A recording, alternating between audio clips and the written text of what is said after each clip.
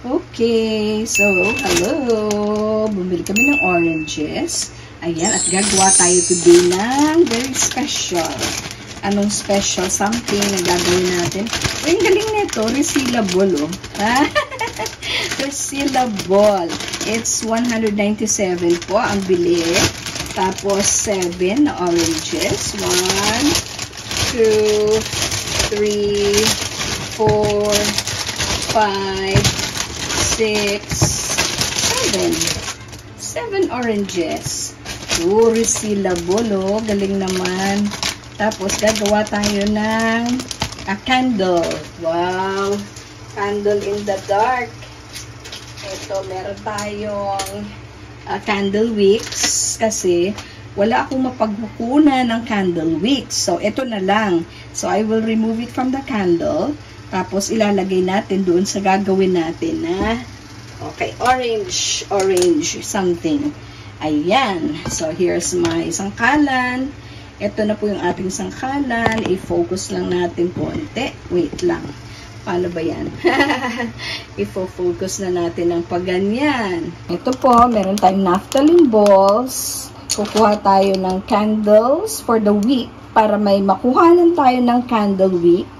Tapos, kukuha din tayo ng oranges. Ito, orange.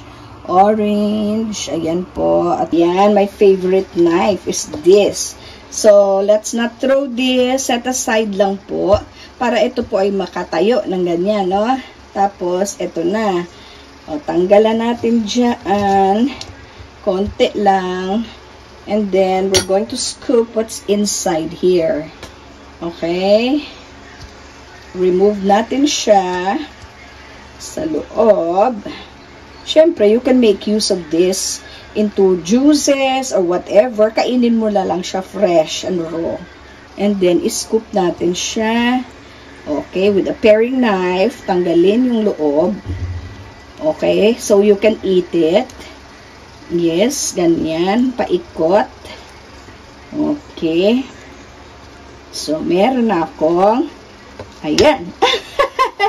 Ayan. So, easily, it was removed. So, kainin mo na yan. O kaya, you put it somewhere. Ibalik ito. This one, you return it down here. Ayan. Lalagyan na natin siya ng coffee. Diba? Problema ko, wala akong cloves. Yung pang isa na dapat ay gamitin, may cloves dapat. Eh, wala po tayong cloves. So, wala lang. Walang cloves.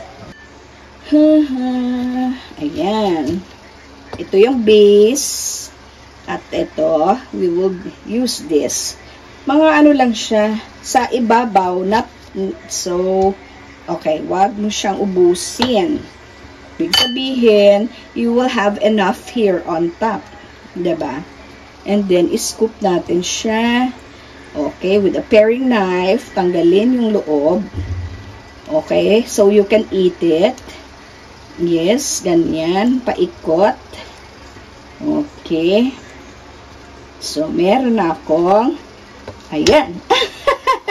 Ayan, so easily, it was removed. So, kainin mo na yan, o kaya, you put it somewhere. Ibalik ito, this one, you return it down here.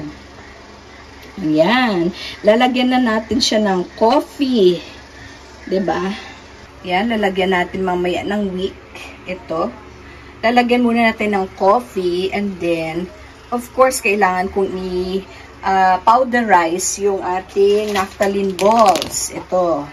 Let's powderize. Let's pulpo, guys. So, ito na lang.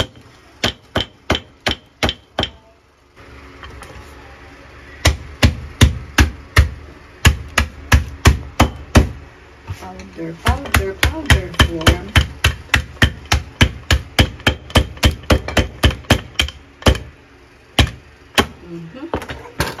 And I got a hammer, pero nandun sa ano. Kaya, ito na lang. Okay, importante, you will be able to get a powder form of this. Powder form of your mothballs. Okay, powder form of your mothballs. Now, yan na, nakapowderize na siya. Na, Na-powderize na siya. Okay. Okay, let's put in coffee from here. Oh, here 1 and 2.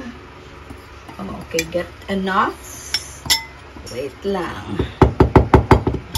Yung coffee. Coffee.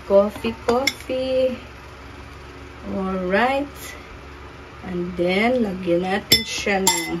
I will not use the spoon here because, of course, this is naphthalene. Okay.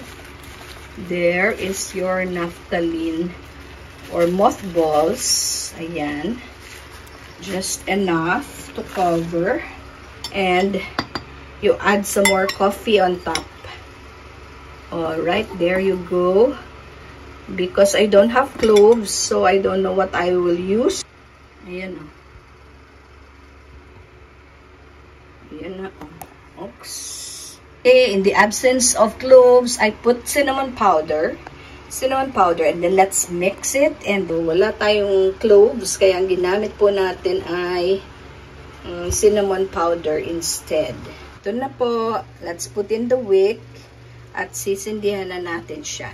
Need to light the wick, and voila, we'll have our beautiful and nice smelling orange insect repellent.